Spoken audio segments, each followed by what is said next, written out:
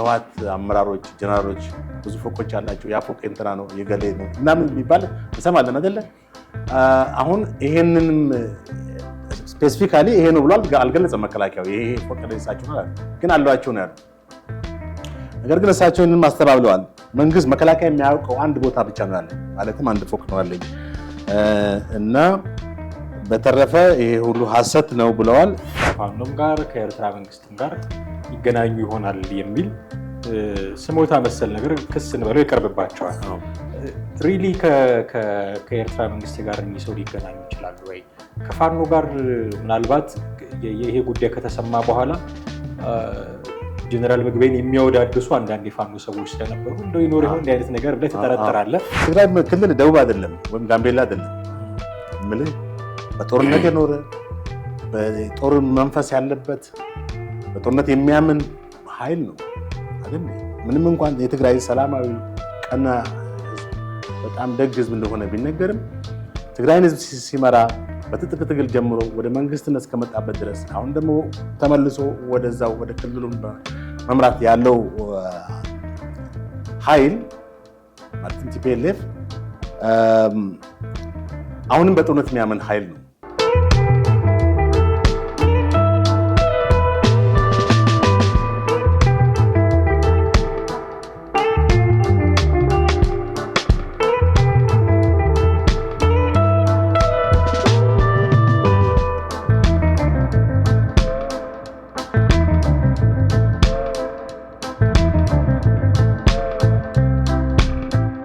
ሰላም እንዴት አላችሁ ውድ ቤተሰቦቻችን ሐመር ሚዲያ ወደ እናንተ እየደረሰ ነው ወቅታዊ ፕሮግራማችን ላይ እንገኛለን ሰሞኑን ከጀነራል ምግቤ ጋር ተያይዞ የሚነሱ በርካታ ጉዳዮች አሉ እርሳቸውም በአንድ የዩቲዩብ ቻናል ላይ የሰጡት ቃለ ምልልስ አለ ከዛ ጊዜ ጀምሮ እስካሁን ያልበረደ ስማቸው በተደጋጋሚ የሚነሳ ሰው ሆኗል መንግስትም የንብረቶቻቸው እንዳይንቀሳቀሱ ካገደባቸው ሰዎች መካከል አንዱ እሳቸው ናቸው ዱባይ አካባቢ እንደዚህ አይነት ቤት አላቸው ንብረት አላቸው እየተባለም የሚወራባቸው ሰው እንደሆኑ ይታወቃል ከእርሳቸው ጋር ተያይዞ አንድ ሁለት ጉዳዮችን ለማነሳሳት ወደናል እስከ ፕሮግራማችን ፍጻሜ ድረስ አብራችሁን ቆዩ ጥሬ እንዴት ነህ ሰላም ነኝ ሰላም አስገናለሁ ከጀነራል ምግቤ ጋር ተያይዞ የሚነሱ በርካታ ጉዳዮች አሉ የዚህ ነገር መነሻው ባለፈው ሳምንት መከላከያ ያወጣው አንድ መረጃ ነበር እንደምታውቀው አሁን አማራ ክልል ውስጥ ዘመቻ አንድነት የሚባል ነገር አለ ፋኖ ዘመቻ አንድነት ብሎ በአራቱም ክፍለ ሀገር ያሉ ፋኖች በአንድነት ዘመቻ ያደረግን ነው ብለው ዘመቻ አንድነት ተብሎ የተሰየመ ነገር አለ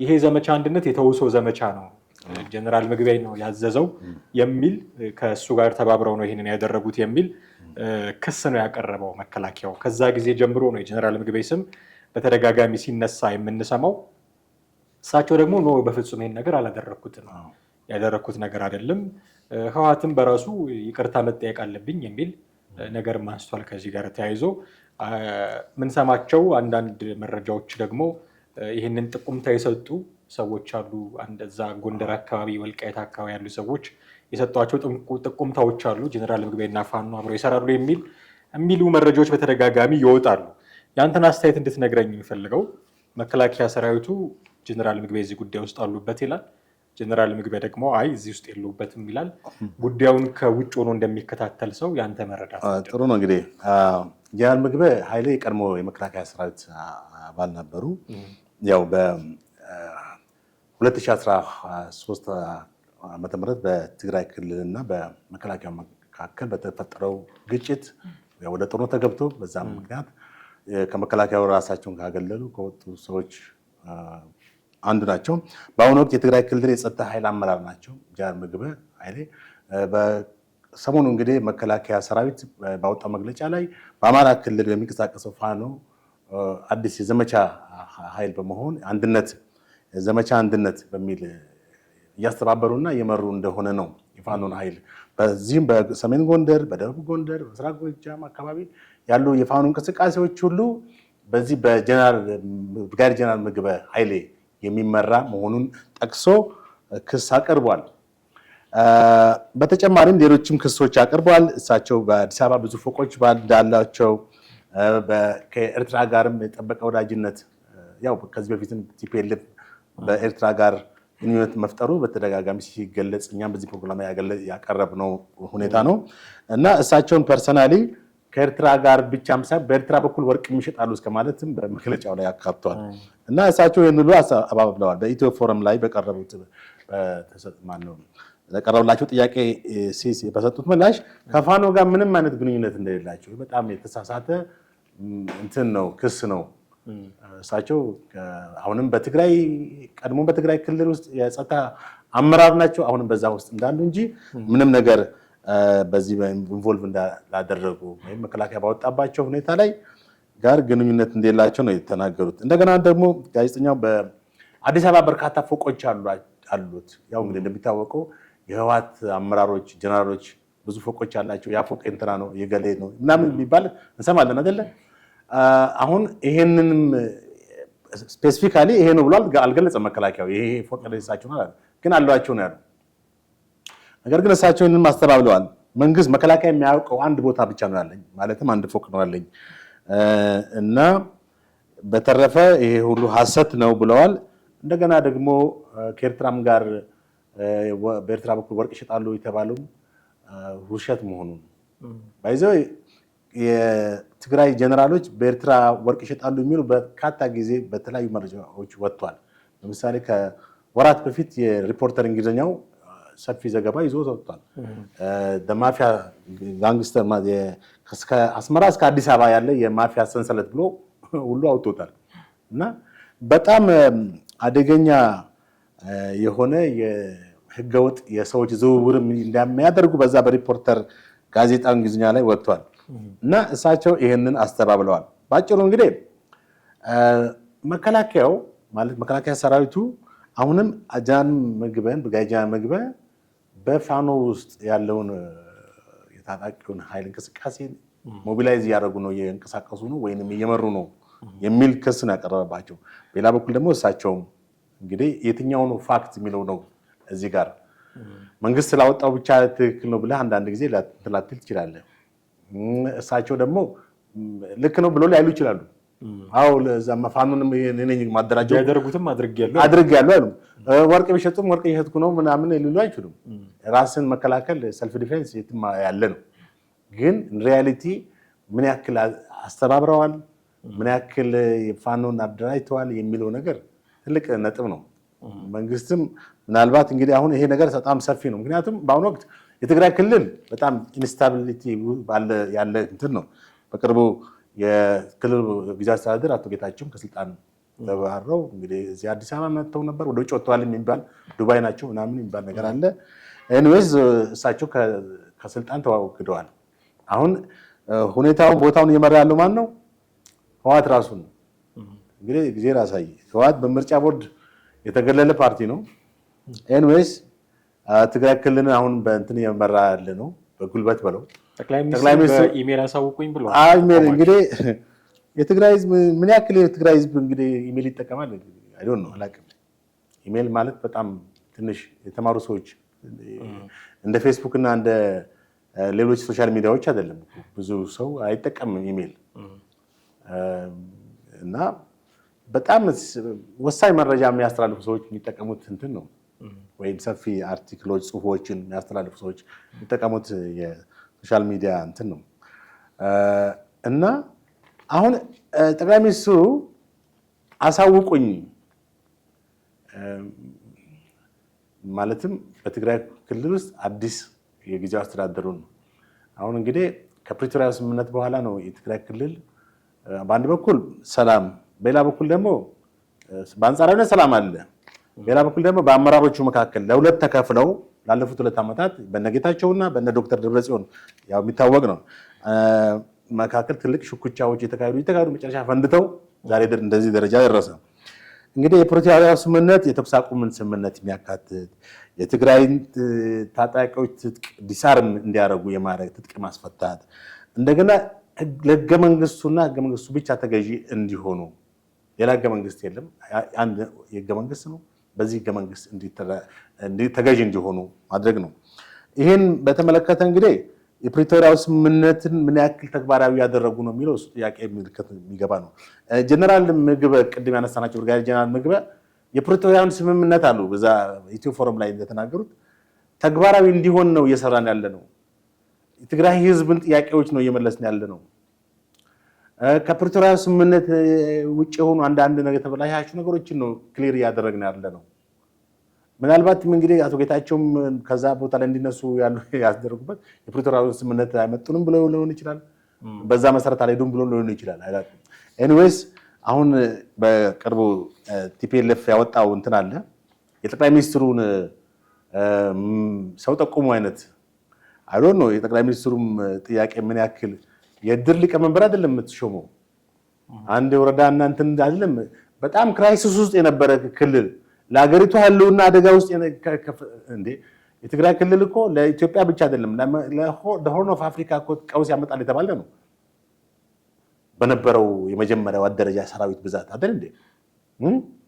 ደግነቱ አከርካሪው ተመታ ይላሉ አንዳንድ ሰዎች። ኤኒዌይስ አሁንም ጠንካራ ሰራዊት እንዳለው ነው የሚታወቀው። አሁንም በቂ ምልህ እንደመጀመሪያው ባይሆንም ለማተራመስ የሚያስችል በቂ ሰራዊት አለው። አሁን ወደ ጦርነት ከተገባ ብዙ ችግሮች ቢያንስ አማራ ክልል አቅራቢያ ራያ አካባቢ እኮ ማተራመስ አያቅተውም እኮ ያተራምሳል አይደል እንዴ። በጣም የጦር ሰፊ ረጅም ዓመት በእኛን እድሜ የሚያክል እኮ ኤክስፒሪየንስ ያለው እንትን ነው ረብል ነው። እና አሁን ዶክተር ደብረጽዮን በቀጥታ ተናገሩት ትግራይ ክልል አሁን ባለበት ሁኔታ ከህወሓት ማለት ጠቅላይ ሚኒስትሩ እንግዲህ ምረጡ ነው ያሉት። ጠቁሙኝ አይነት ነገር የጎበዝ አለቃ አይደለም የምትሾመው እዚህ ጋር ለትግራይ ክልል ያውም ትግራይ ክልል ከጦርነት አገግሞ ሪሃቢሊቴት ገና በደንብ ያላደረገ ገና ክልሉ በፌደራል መንግስት ድጎማ በጣም የተሰጠው ገና ምንም ያልቆመ በለው ምን ችግር አለው ጠቁሙኝ ቢሉ ነገርኩህ እኮ እዚህ ጋር መጀመሪያ አሁን እነሱ የፕሪቶሪያ ስምምነት እኮ ሲካሄድ ህወሓት ያወጣውን መግለጫ ይቻላል። የጠቅላይ ሚኒስትሩ አካሄድ የፕሪቶሪያውን ስምምነት ቲፒኤልኤፍ ይቀበለዋል ወይ? ጥሩ ነው። ህወሓት ይቀበለዋል። አሁን ቲፒኤልኤፍ እኮ ታደሰ ወረደን አቅርብ ያለው ጠቅላይ ሚኒስትሩ ችላ ብለውታል። ጠቅላይ ሚኒስትሩ አፕሩቭ ማድረግ አለባቸው። አፍተር ኦል አይደለ እሳቸው ናቸው የመጨረሻውን ውሳኔ የሚወስኑት። ግን ከመወሰናቸው በፊት እከሌ ይሁን በሉና ወስኑ ሳይሆን እከሌ ቢሆን ብላችሁ የምትሉትን እስኪ ጠቁሙ። ከዛ ውስጥ ጠቅላይ ሚኒስትሩ የፈለጉትን የመምረጥ ስቲል መብታቸው እንደሆነ ሆኖ ማለት ነው።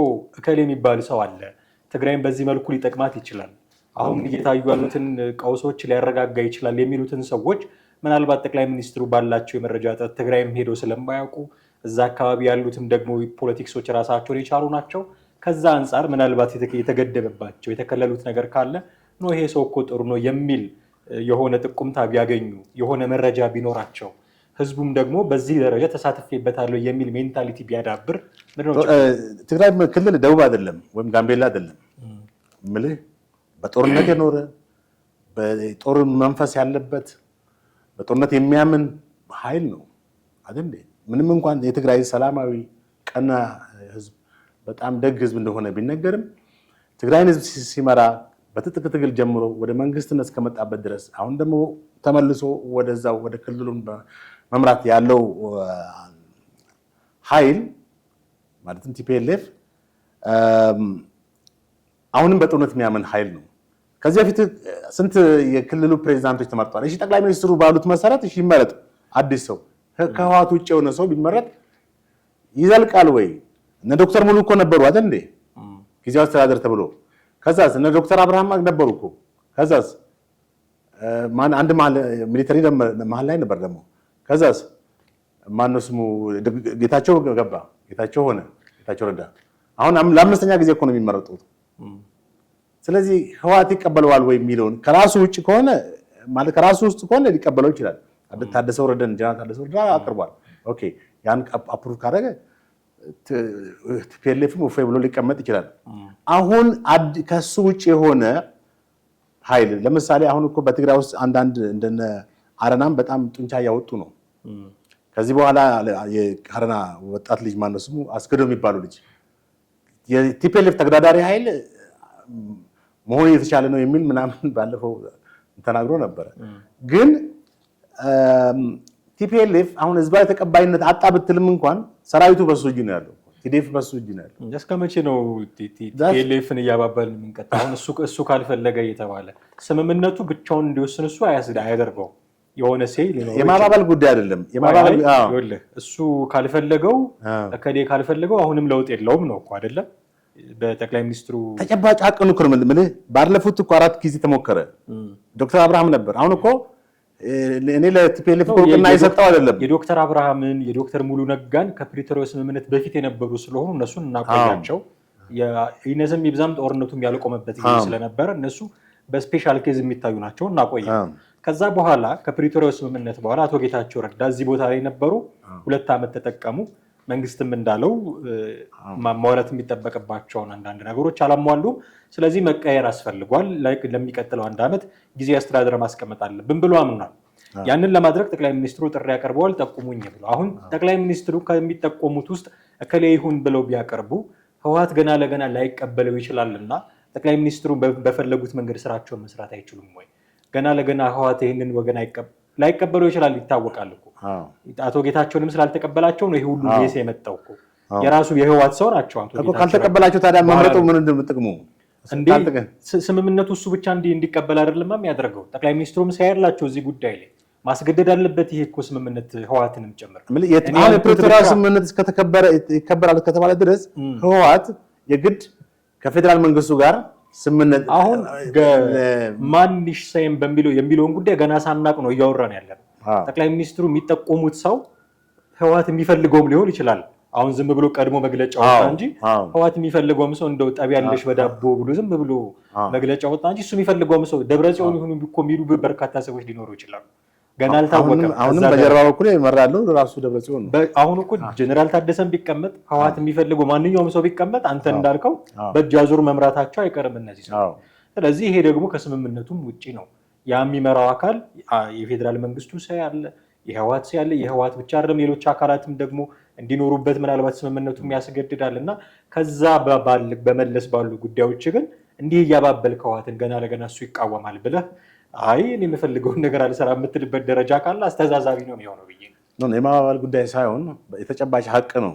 በክልሉ ያለውን ትግራይን እንደ ርስት የክልሉን ህዝብ የአንድ ሳንቲም 2 ገጽታ አድርጎ ለዘመናት ዛሬም ድረስ ያልቀረፈ ለትግራይ ህዝብ ከቲፒኤልኤፍ የተሻለ የለም ብሎ በሚያምን ፓርቲ መጀመሪያ አቶ ጌታቸውን ስለምንድን ነው እሺ ከዛ ከስልጣናቸው ከአመራርነታቸው ያስወገደው? እኮ ይሄ አግባብ አይደለም አይደል? በቃ ህገወጥ ናቸው። አሁን ማህተም መቀማት፣ ከንቲባ መሾም፣ ማባረር አግባብ አይደለም። አግባብ ያልሆነ ቅድም መጀመሪያ የተናገርከው ነገር አለ። ለ3 ወር የታገደ ፓርቲ ነው ህወሓት በምርጫ ቦርድ። ምንም አይነት ፖለቲካዊ ስራዎች ውስጥ መሳተፍ የማይችል ነው ህጉን እናክብር ካለ። እሱን እንኳን እኮ ነው አይደለ እያስታመሙ ያሉት አሁን የፌዴራል መንግስቱ ባለስልጣናት እሱን እያስታመሙለት እንደገና አይ እናንተ የምትሰሩት ስራ ልክ አይደለም፣ እኔ የምፈልገው ሰው መቀመጥ ያለበት ካለ ከዚህ በፊት ስንል እንደነበረው ትሪት እያደረግን ያለነው ህወሓትን እንደ ስለት ልጅ ነው ማለት ነው። ይሄ ደግሞ አግባብ አይደለም። ምልህ እኔ እኮ አሁን ህወሓትን አፕሩቭ ማድረግ አይደለም ልክ ነው እያልኩኝ አይደለም ልልም አልችልም። ነገር ግን በክልሉ ያለው ተጨባጭ ሁኔታ ይሄ ነው። 4 ጊዜ አመራር ተሽሟል። 4ቱም ጊዜ 4ተኛ አቶ ጌታቸው ነበሩ፣ ወደቁ። አሁንስ 5ኛ ጊዜ ከህወሓት ውጭ የሆኑ ሰዎችም ክልል ውስጥ እንደዚህ አይነት ነገር ላለመከሰቱ ምን ያህል ዋስትና አለ? እና በተቻለ መጠን ህወሓት ሙሉ በሙሉ ሜልት እስኪሆን ወይም እስኪጠፋ ድረስ እንበል ህወሓትን ያካተተ መሆን አለበት። የፕሪቶሪያ ስምምነት ለምን አስፈለገ ታዲያ? መንግስት አይደለም የፕሪቶሪያ ስምምነት ታዲያ ምን አስፈለገ? እንደዛ ከሆነ አሁን ያልከውን ነገር የሚፈጸም ከተባለ አንደኛው የፕሪቶሪያ ስምምነት የሚባል አስፈላጊ አይደለም። ህወሓትን በተጀመረው እንትን መጨረስ ይቻል ነበር እኮ። የህወሓት ፍላጎት እዚህ ውስጥ መኖር የለበትም አላልኩም። ፍላጎቱ የእሱ ብቻ መሆን የለበትም። እንዲስሩ እያለ እኮ አቅጣጫ እያስቀመጠ ነው ፌዴራል መንግስቱን ጭምር። አሁን የፌዴራል መንግስቱ ይሄ ቢሆን ብሎ የማቅረብ መብትም አለው። እውነቱን ለመናገር የበለጠውም ስልጣን የሚሆነው ጠቅላይ ሚኒስትሩ። መልካም ጥሩ፣ ያንተም ሀሳብ እቀበላለሁ። ጥሩ የኔንም ያው ባለመስማማት እንስማማ። ነገር ግን አሁን የፌዴራል መንግስት ከባድ የቤት ስራ አለበት፣ እጅግ ከባድ። ምንድን ነው? አንደኛ ይሄ ክልል አቶ ጌታቸውን ብቻ አስወግዶ አልተቀመጠም። አሁን የፌዴራል መከላከያ ሰራዊት ያቀረበው ክስ አለ። በክልሉ ውስጥ ቁልፍ የሆነ ሰው ብርጋዴር ጀነራል ምግበ ኃይሌ ፋኖን በማደራጀት እና በማስታጠቅ ሚና እየተጫወተ ነው ብሎ አለ። ዜርፎር ጀነራል ምግበ የቲዲኤፍ ዋናው አመራር ነው። እንግዲህ ተመልከት፣ የተያዘ ነው። ያ ማለት ቲፒኤልኤፍ ነው። አሁን መንግስት በዛ በክልል ውስጥ እሱ ጠቅላይ ሚኒስትሩ እንዳሉት ህዝብ ያቀረበው እጩ እንኳን ማለት የጠቆመው ሰው እንኳን አፕሩቭ ተደርጎ ቢቀመጥ አሁንም በትግራይ ክልል የማፈንገጥ ሁኔታ በፌዴራል ክልሉ ላይ አጌንስት የመሆን ዛት ሚንስ ከፋኖ ጋር የመተባበር እና የመደራጀት ሁኔታ አለ። ባጭሩ እንደውም ምናልባት የሚያስፈራ ብዙ ሰዎችም ስጋት ፋኖና ቲፒኤልኤፍ ኮኦፕሬሽን ከፈጠሩ ወይም አንድነት ከፈጠሩ ጀስት እንግዲህ ወደፊቱን መናገር ነው። ምን ይሆናል አይሆንም፣ ከመንግስት አቅም በላይ ይሆናሉ ብለህ ታስባለህ? ይሆናሉ አይሆንም አይደለም። እንዴት ምልህ ማንኛውም አማጺ እኮ ከመንግስት አቅም በላይ ይሆናል አይሆንም አይደለም። ችግር መፍጠሩ አይቀርም። ደርግ በ1977 ከመንደር ወንበዴዎች ጋር ልደራደርም ማለት ማንን መሰለህ? ከወያኔ ሻዕቢያን ነው የማውቀው እኔ የመንደር ጀነራል ታሪኩ አይኔ አቀረቡ። በጣም ትግራይ ውስጥ አደገኛ አማጺያኖች አሉ 1979 ብሎ ለመንግስቱ ኃይለማርያም አቀረበ። ከመንደር ወንበዴ ጋር ልደራደርም ማለት መንግስቱ ኮሎኔል መንግስቱ እነዚህ ኃይሎች ናቸው 27 ዓመት ገዝተው ነው ይሉት ገባህ? የምትነቀው ኃይል የለም መኖር የለበትም። እና ከመንግስት ኃይል በላይ ይሆናሉ አይሆኑም እንዴ? ዛሬ እኮ ቴክስቱ ቲዊርስ አይደል እንዴ? 2 ዓመት ሞላው ከፋኖ ጋር የተጀመረ። እንደው ዝም ብሎ በጎበዝ አለቃ የሚመሩ ናቸው ብለህ የምታጣጥላቸው ነገሮች አይደሉም። የተደራጁ ኃይሎች ናቸው። ይሄው ተዋጉ ነው ቢያንስ። ስለዚህ መንግስት ቫልዩ እንትን ማስተት አለበት ማለት ምን አይነት ስትራቴጂ ነው ሊከተል የሚገባው? በትግራይ ውስጥ ከባድ ነገር ነው። ምክንያቱም አቶ ጌታቸውን ብቻ አስወግደው የተቀመጠ ኃይል አይደለም። ሌላም አቅጣጫ በዚህ በኩል ሰላማዊ በአንድ በኩል ሰላማዊ እንትን ከመንግስት ጋር ዲፕሎማሲያዊ ከኤርትራ ጋር ምንም ግንኙነት የለኝም፣ ከማንም ጋር የለኝም፣ ከፋኖም ጋር የለኝም ብሎ የሚያወራ ኃይል አለ። ያ ኃይል ራሱ ደግሞ ተገልብጦ በዛ በኩል ፋኖን በርቱ የሚል ኃይል ከሆነ እንግዲህ ጀስት ፌዴራል መንግስቱን ምን ማድረግ አለበት የሚለውን ከዚህ አንጻር ነው ማየት የሚቻለው። ከዚህ ጉዳያችን ለመውጣት ምናልባት የመጨረሻ ጉዳይ እናንሳና ጀነራል ምግብ ነበሩ መነሻችን። በመግቢያ ላይም ስትጠቅሰው እንደነበረው ከፋኖም ጋር ከኤርትራ መንግስትም ጋር ይገናኙ ይሆናል የሚል ስሞታ መሰል ነገር ክስ እንበለው ይቀርብባቸዋል። ሪሊ ከኤርትራ መንግስት ጋር እኚህ ሰው ሊገናኙ ይችላሉ ወይ? ከፋኖ ጋር ምናልባት ይሄ ጉዳይ ከተሰማ በኋላ ጀነራል ምግቤን የሚያወዳድሱ አንዳንድ የፋኖ ሰዎች ስለነበሩ እንደው ይኖር ይሆን እንዲህ አይነት ነገር ብለህ ትጠረጠራለህ።